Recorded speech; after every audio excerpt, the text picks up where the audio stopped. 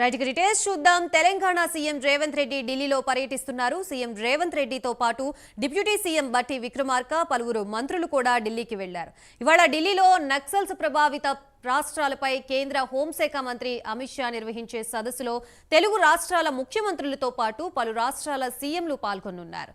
ఆ తర్వాత పలువురు కేంద్ర మంత్రులతో పాటు ఏఐసీసీ నేతలతోనూ రేవంత్ రెడ్డి భేటీ కానున్నారు. మంత్రివర్గ విస్తరణ, టీపీసీసీ పూర్తి స్థాయి కార్యవర్గం, నామినేటెడ్ పదవులు, మంత్రి కొండా సురేఖ వ్యవహారంపై చర్చించే అవకాశం ఉందని తెలుస్తోంది.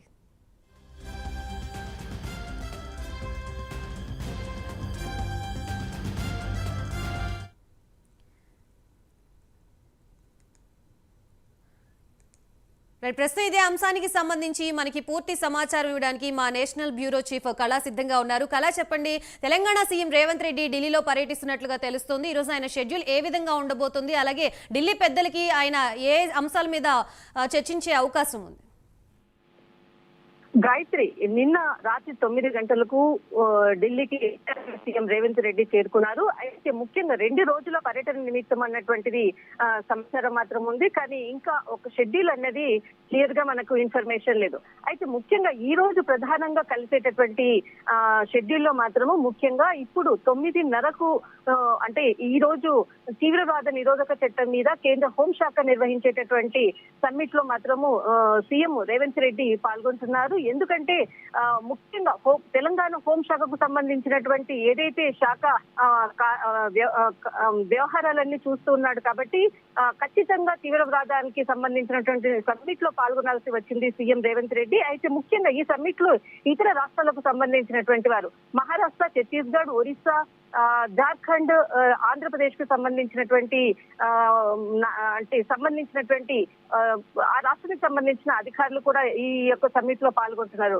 అయితే ఇప్పుడే మనకు అందినటువంటి సమాచారం ఆంధ్రప్రదేశ్ నుంచి కూడా హోంశాఖ మంత్రి అనిత కూడా ఈ సమ్మిట్ లో పాల్గొంటున్నారు. అయితే సీఎం రేవంత్ రెడ్డి ముఖ్యంగా ఈ సమ్మిట్ మధ్యాహ్నం 9:30, 10 గంటల సమయంలో ప్రారంభమై మధ్యాహ్నం 1 గంట అంటే మధ్యాహ్నం 2 గంటల వరకు ఈ సమ్మిట్ జరగనుంది. అయితే ముఖ్యంగా ఈ మావోయిస్టులను అంటే ఈ ఛత్తీస్గఢ్ లో జరిగినటువంటి గత 2 రోజుల క్రితం జరిగినటువంటి ఛత్తీస్గఢ్ 31 మంది మావోయిస్టులను అంటే పోలీసులకు జరిగినటువంటి కాల్పుల్లో మృతి చెందినటువంటి సంఘటన, తర్వాత 2026 వరకు కూడా మావోయిస్టులను పూర్తిగా అంతం చేయాలన్నటువంటి కేంద్ర హోంశాఖ వారి యొక్క టార్గెటింగ్ మాత్రం ఈ ప్రధాన అంశాలపైన కూడా ఈ యొక్క సమావేశం జరగనుంది. అయితే ఈ సమావేశం తర్వాత ముఖ్యంగా తెలంగాణకు సంబంధించినటువంటి అనేక అంశాలు కూడా అంటే ఏఐసీసీ పెద్దలతో కూడా సమావేశం అవుతున్నట్లు కూడా మనకు ఉన్నది. కానీ ఇప్పటి వరకు కూడా అప్డేట్ మనకు షెడ్యూల్ మాత్రం మనకి ఇంకా అందలేదు. అయితే ముఖ్యంగా రాష్ట్రానికి సంబంధించినటువంటి అంటే వరద సహాయం నిమిత్తం ప్రధాని నరేంద్ర మోడీతో కలవాలి అన్నటువంటిది ఒక నివేదిక అర్పించాలన్నటువంటి ప్లాన్ మాత్రం ఉన్నది. కానీ ఇప్పటి వరకు కూడా పిఎం ఆఫీస్ నుంచి కూడా ఎటువంటి అంటే ప్రధాని నరేంద్ర మోడీతో సమావేశమైనటువంటి షెడ్యూల్ మాత్రము ఇంకా ఎక్కడ కూడా ఇన్ఫర్మేషన్ లేదు. అయితే ముఖ్యంగా ప్రధానంగా ఈ పర్యటనలో ఎజెండా మాత్రము రాష్ట్రానికి సంబంధించినటువంటి వరద నిమిత్తం ఇప్పటికే 416 కోట్ల రూపాయలను రాష్ట్రానికి సహాయం చేశారు. అయితే ఇంకా కూడా అంటే చాలా మటుకు నల్గొండ తర్వాత ఖమ్మం 2 రాష్ట్రాలు కూడా ఖమ్మం 2 జిల్లాలు కూడా పూర్తిగా నష్టపోయాయి. మరింత సహాయం చేయాలన్నటువంటి ఒక నివేదిక ప్రధానికి, తర్వాత కేంద్ర ఆర్థిక శాఖ మంత్రి నిర్మలా సీతారామన్ కి, తర్వాత